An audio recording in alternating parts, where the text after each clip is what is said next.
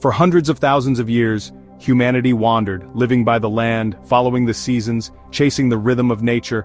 But then, something changed. Not overnight, not in a single place, but slowly, across scattered valleys and riverbeds, people began to stop moving. They stayed, they planted, and they changed the world. This was the agricultural revolution, arguably the most profound shift in human history. It turned nomads into settlers. It gave rise to food surpluses, villages, and eventually empires. But this transformation came at a cost of freedom, health, and equality. So why did we do it? And how did it happen? To answer that, we need to journey back, around 12,000 years ago, to a time when the seeds of civilization were first planted in the soil. Between 12,000 and 9,000 BCE, a dramatic shift began, first in the Fertile Crescent, a crescent-shaped region spanning modern-day Iraq, Syria, Turkey, and Israel. Here, wild ancestors of wheat, barley, and lentils grew in abundance. Goats, sheep, and wild pigs roamed nearby. As the last ice age ended, climate stabilized. The land grew warmer, forests expanded, and humans, increasingly familiar with these plants and animals, began experimenting. Perhaps it started by accident. Seeds left near a campsite sprouted. People noticed. They began to scatter seeds intentionally, tend to wild groves, fence off animals. The line between gathering and farming began to blur. Over generations, some groups began to settle. Seasonal camps became permanent villages. Crops were cultivated, not just found. Animals were bred, not just hunted. But why? Farming is far more labor-intensive than foraging. The answer lies in population and pressure. As humans spread, prime hunting grounds grew scarce. Climate change disrupted food chains. More mouths needed more reliable calories. Farming offered consistency, even if it demanded hard work. The Natufians of the Levant were among the first to live in one place year-round. Archaeological remains show stone houses, storage pits, and tools shaped not just for cutting, but for grinding grain. This was the beginning of a new relationship with the land, one of control, not adaptation, and it didn't stay in the Fertile Crescent. Similar transitions occurred in China with millet and rice, in Mesoamerica with maize and squash, in Africa with sorghum and yams. Each region had its own revolution, unique yet bound by the same thread. The human decision to settle was not a single event, but a global movement, quiet, slow, and unstoppable. With the rise of farming came the rise of something else: permanence. People no longer just passed through the land, they built on it, lived on it, and died on it. The first true villages emerged, places like Catalhoyuk in Anatolia and Jericho near the Dead Sea. Catalhoyuk, dating back to around 7,500 BCE, had hundreds of homes packed closely together. Jericho was even older, possibly the world's first walled city, with massive stone defenses and a central tower. There were no streets. People entered through rooftops. Wall paintings, sculptures, and religious shrines filled the interiors. These early settlements weren't just clusters of huts, they were complex communities.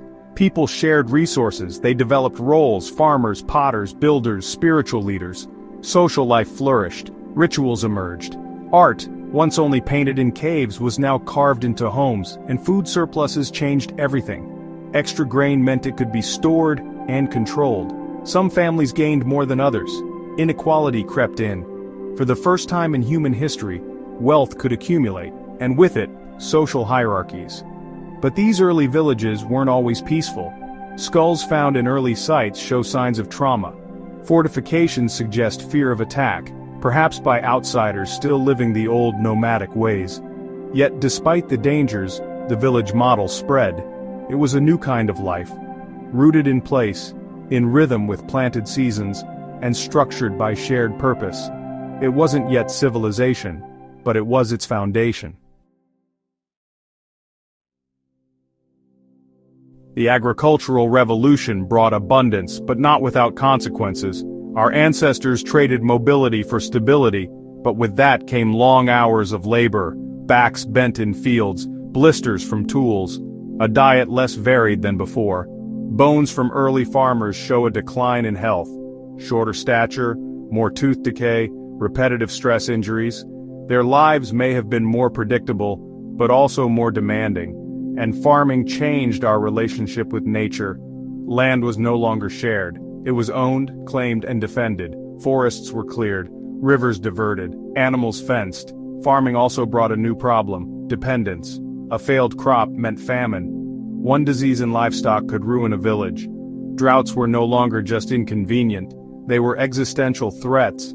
Population boomed, but so did conflict.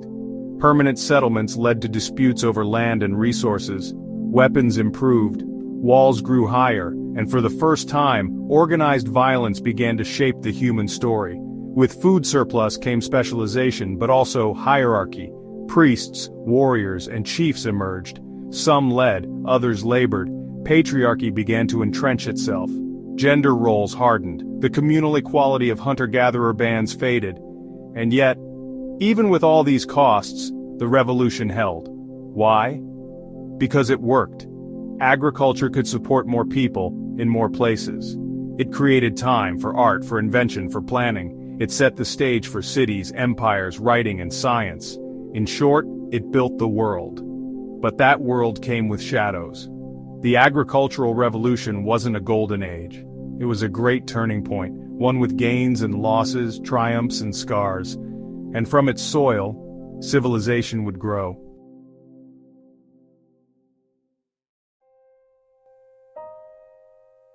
The agricultural revolution was more than just planting seeds, it planted the roots of civilization. It gave us towns, trade, leaders, laws. It let us dream bigger, build higher, live longer. But it also demanded sacrifice. We gained harvests at the cost of freedom. We gained permanence at the cost of equality. We built cities at the cost of wilderness. Still, in that ancient soil lies the foundation of our world. Every loaf of bread, every crowded street, every political system traces its lineage to that first harvest. We became farmers, then villagers, then citizens. This was humanity's first great shift. And the journey had only just begun.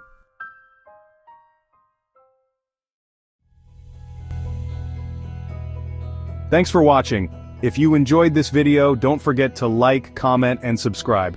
There's so much more to explore together. Stay curious and we'll see you in the next adventure.